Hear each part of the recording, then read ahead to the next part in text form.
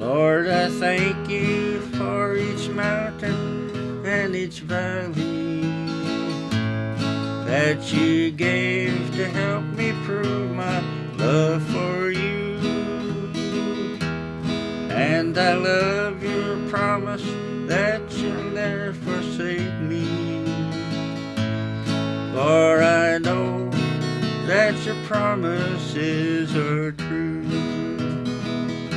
Oh yes, I'm safe in the blessed arms. My name is James C. Holmes. My middle name is Clayton. Think of a ton of clay, I guess. So, all right. To you, my past, my present, and my future. For I'm safe in the blessed arms of God.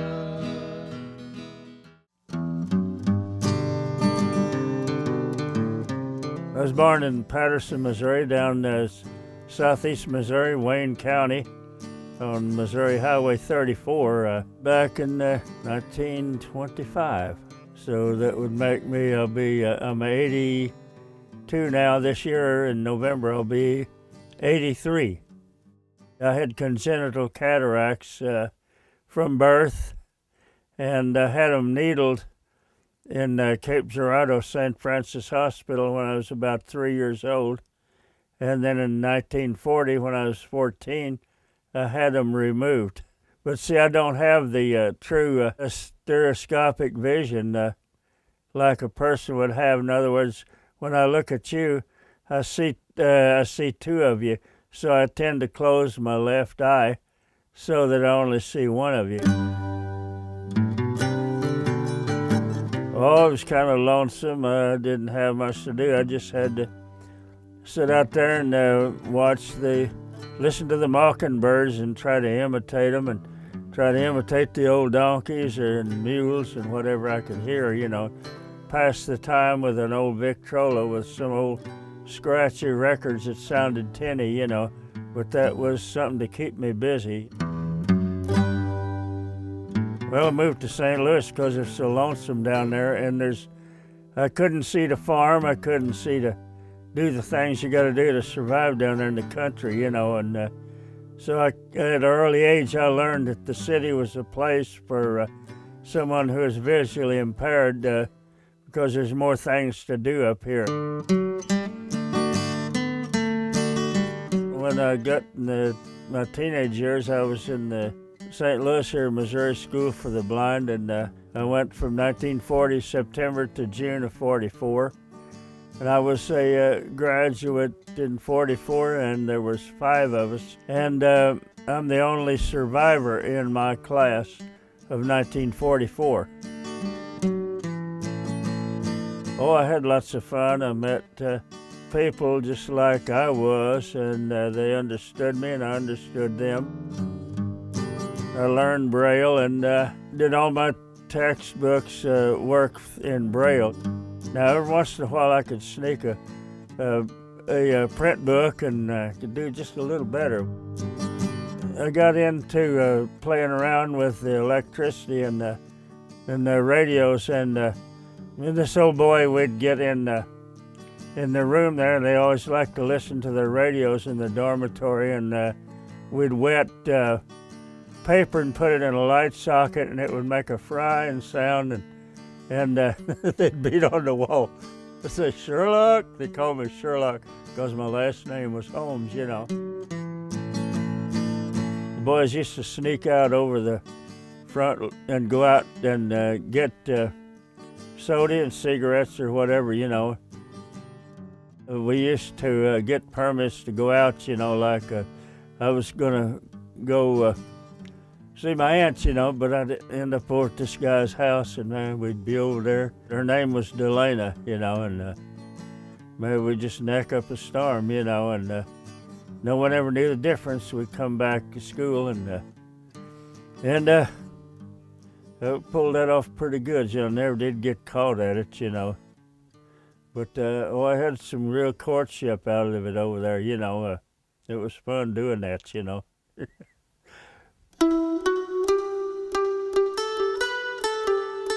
My father died when I was almost 7 years old in 1932. Last day of September, it was on a Friday. They come and got us and said Dad had fallen from the gable of a barn. He was working on one of those hay fork tracks that carries hay. My mother and stepdad moved up here in 1943, and they were here steadily for me. I didn't have to take the bus and go to the country anymore. I could take a lot of times I'd just walk across the viaduct of Grand Avenue and come on home on the weekends and then walk on back. I was a good walker back then, you know. We lived on Westminster at 3836 Westminster. Well, I went to work at a F. Burkhart at manufacturing. It was a mattress place. They had a contract banding boxes of canned beer that went overseas, and went to work at Mines Equipment, which was a defense plant in the World War II war efforts, you know, and I turned down presses on electric connector molds, you know, that they wrapped and put connectors and wires in them, you know. I made extra money, and I was able to help my mom out.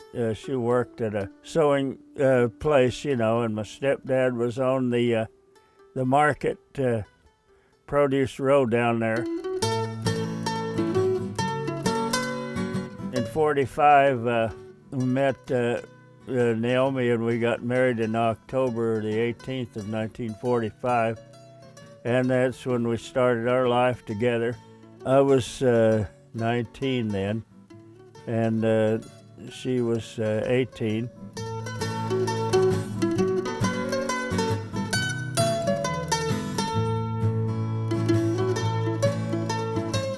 She could see a little bit like I could, and then she had an accident. She fell and punctured an eye, and then it went to the other eye, and they took one eye out, and she lost sight in the other one. And then from then on, she was total. She was about 8 years old when that happened. She was Cherokee Indian. They were. I think her dad and mother were half Indian, and she was like quarter Indian, I guess. Well, she was short and lightweight, you know. She was petite, you know, and kind of, I thought she was a neat gal, you know, and we got together and we had 5 kids, 4 boys and 1 girl. Faye was the oldest. Faye was born in 1946, the 10th of December.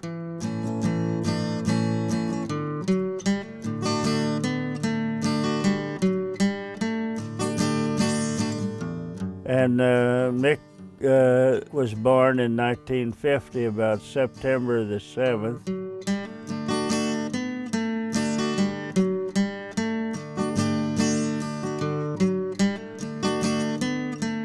Tommy was born in 52. He was born October the 28th in 52.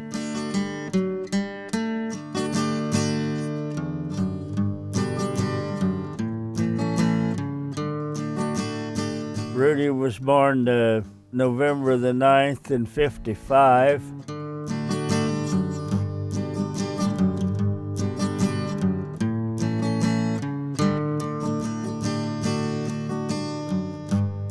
And Ronnie was born in 64, September the 11th of 64. And that was the extent of our children that we had.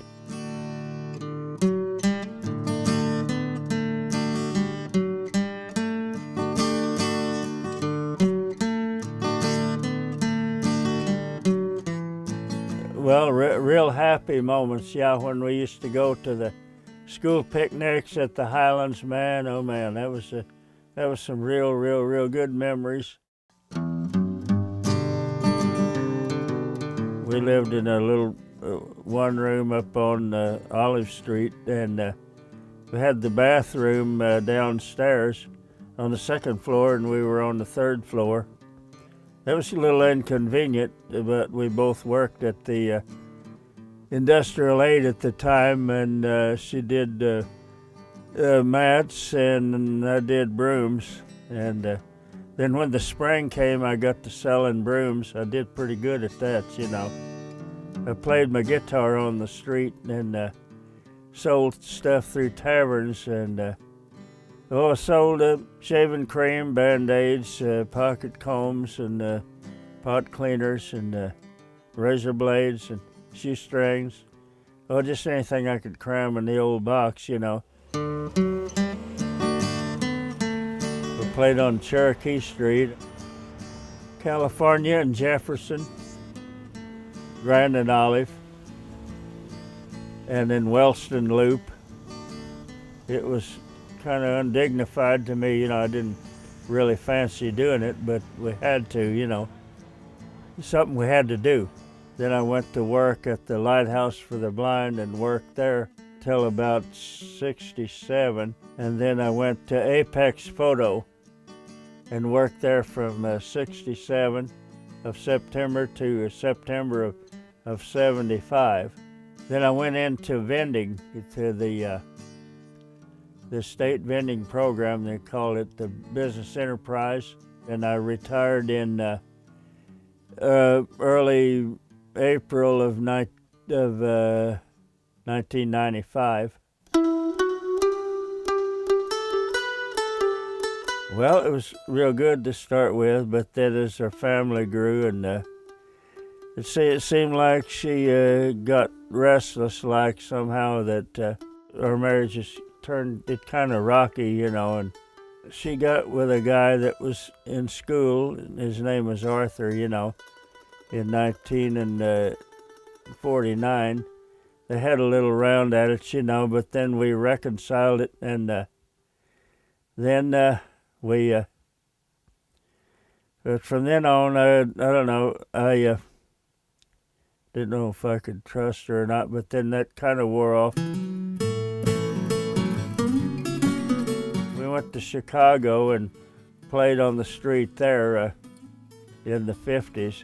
The first time we went to Chicago was on an airplane, one of the old prop jobs, and we got to Joliet, Illinois, and we had an up and down storm. The kids were laughing, but this guy's kind of scared, you know. I was afraid he was going to crack up. We had some good times in Chicago. We used to ride the subways, the elevateds, you know, and we went to amusement park. Had a good time there, you know, with the rides. Well, they were on Madison Avenue at the Alto Hotel. Usually I'd go out and then come back, and then Naomi would go out. We never left them totally alone there, you know. Now there were times when we did go out together, but didn't stay too long. Now Faye was pretty responsible, and she'd watch them, and they never had a bit of trouble with the hotel or the management or anything, you know. Faye was about 8 years old, and she's pretty responsible, you know. In 1954, we rented a basement apartment and stayed up there the best part of the summer, and did pretty good up there. Now, we stayed out of the Loop, which was the hot place, you know. They'd lock you up down there, you know, but never had any trouble. And we'd get on the South Shore train and go to Indiana, go to Gary and Hammond and work down there too, you know, and everything was wide open there, you know. Never had a bit of trouble.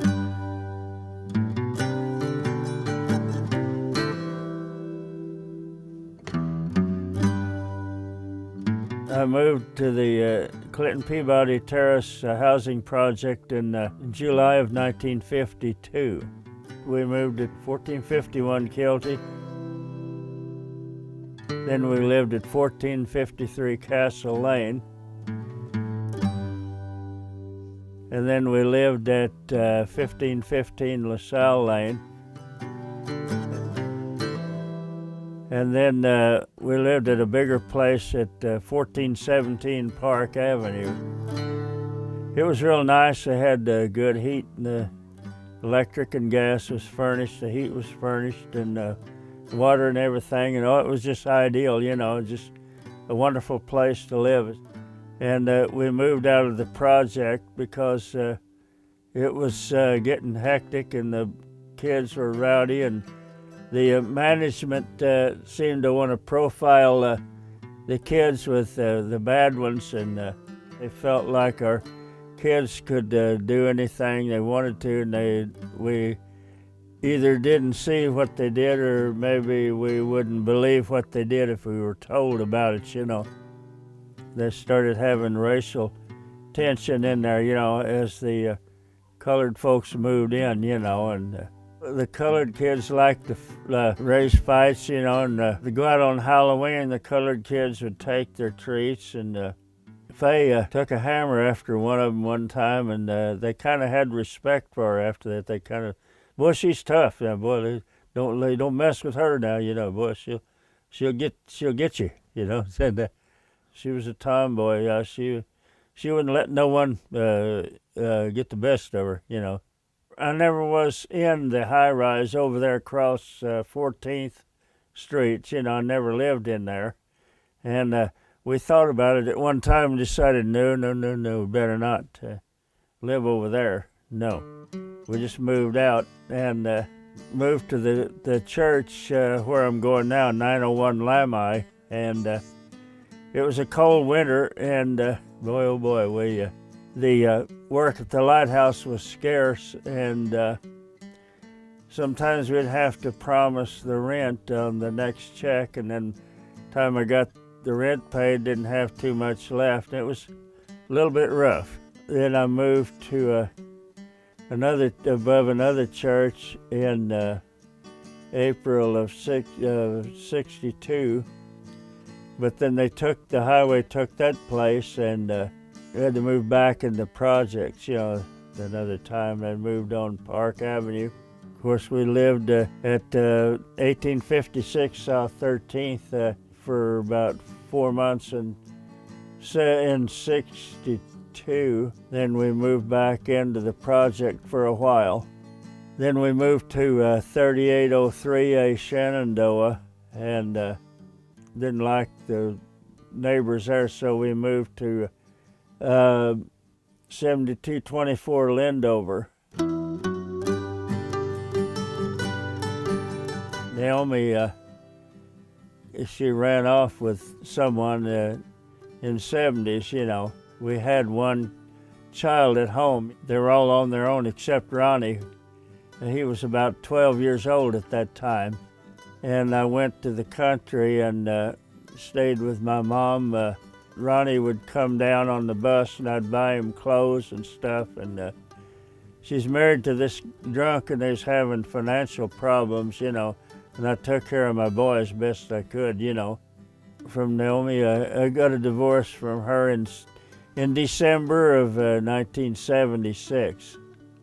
I was on Social Security disability at the time, and they urged me to come back and seek employment, so I came back in April of '77, and I married Marcy, and I met her at a friend's house, and we got together after Naomi left, and so we got married in September the 10th of '77.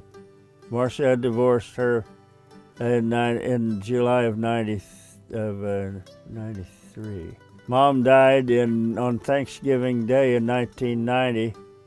She never knew that Marcy and I had trouble and were split up. Then I met Rena, and we got married in August the 20th of '93.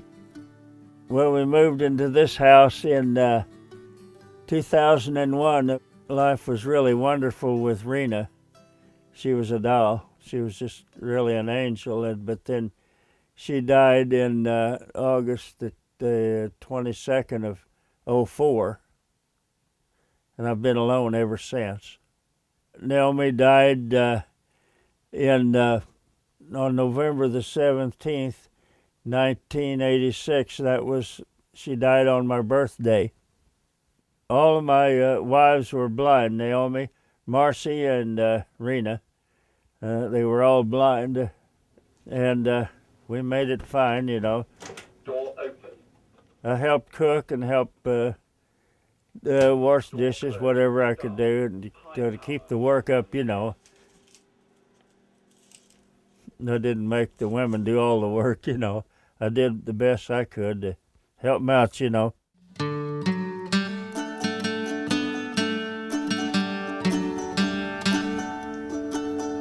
The church van picks me up on Sunday morning at about 10 after 9, and we have church and Sunday school, and I get out about 12:10 or so, and then I go back to church at around 5 o'clock. The van picks me up again, and I get out about 7:45 on Sunday. I play my guitar, yeah. There's a man, he plays a piano, and we have a piano and a guitar in our music there. We play about the first 45 minutes, and there's special singing.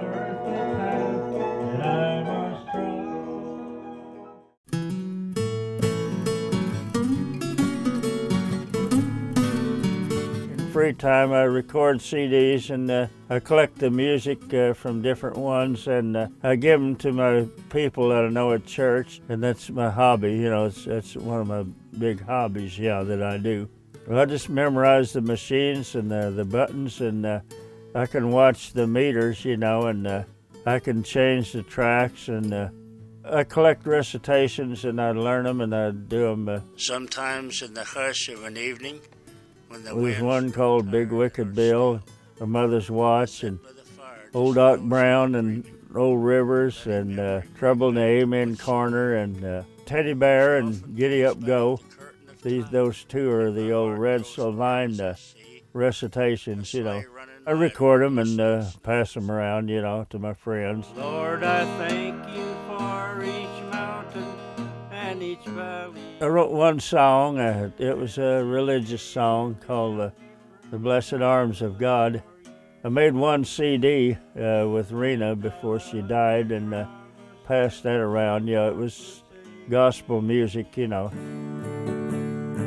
Well, I take pictures, and I like that. I give them to my friends. I mostly take pictures of family and people at church, and I can see the display of a camera up close, and I get the subjects in there, and you know, I like to do all those things, yeah.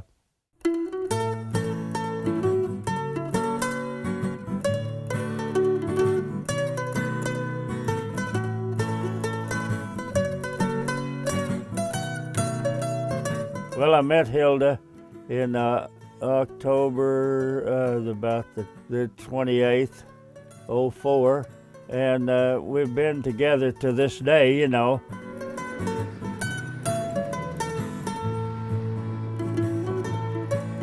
We meet down at Hardee's, and we talk down there, and we go for bus rides, go to eating places, you know, and just have fun, you know.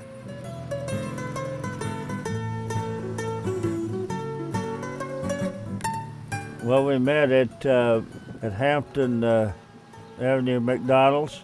Some friends brought her over there, and I was there, and that's where they introduced us, you know.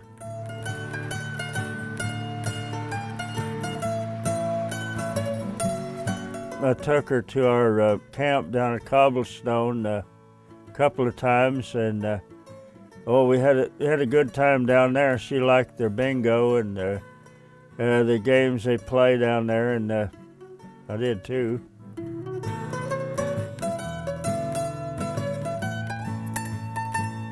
She goes to church with me, and she probably will go this evening, you know, being Sunday evening. She probably will go with me.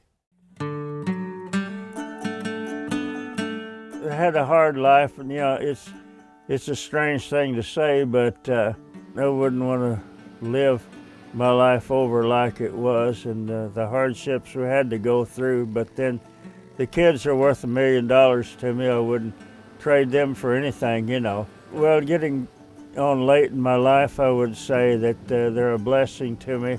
Anytime I need help going to the store or any special repair on the house or anything, I can call on them, you know. If I wouldn't have had the kids, I'd be kind of alone right now, you know. If I'd had a child that was visually impaired like I am, it would kind of have broke my heart, you know, to see him go through some of the things that I went through with, which was nothing terribly tragic. But anyway, I'm glad that all my kids could see, and they got good jobs and good homes, and none of them are in trouble and no outlaws or nothing like that. You know, I'm proud of them, you know. I'm glad my kids will have this as one of the treasures that when I'm gone, you know, they'll be able to watch it and know that I lived and loved them and did my best by them all through the years, you know, and I'm glad that they love and respect me, you know.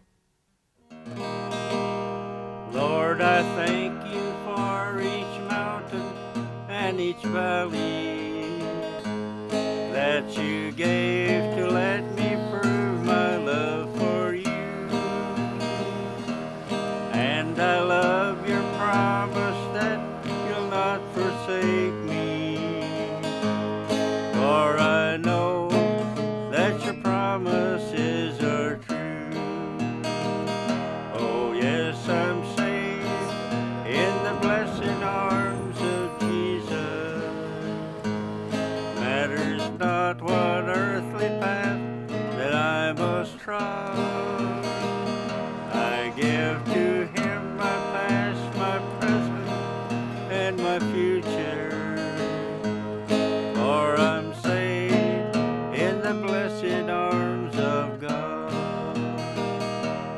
As I tread death's cold dark valley at the midnight, Jesus, hold my hand because I cannot see. But in the morning when I reach that holy city, I'll greet that one, that precious one who died for me. Oh yes, I'm safe in the blessed arms of Jesus. Matters not what earthly path that I must trod, I give to him my past, my present, and my future. For I'm safe in the blessed arms of God. Oh yes, I'm safe in the blessed arms of God.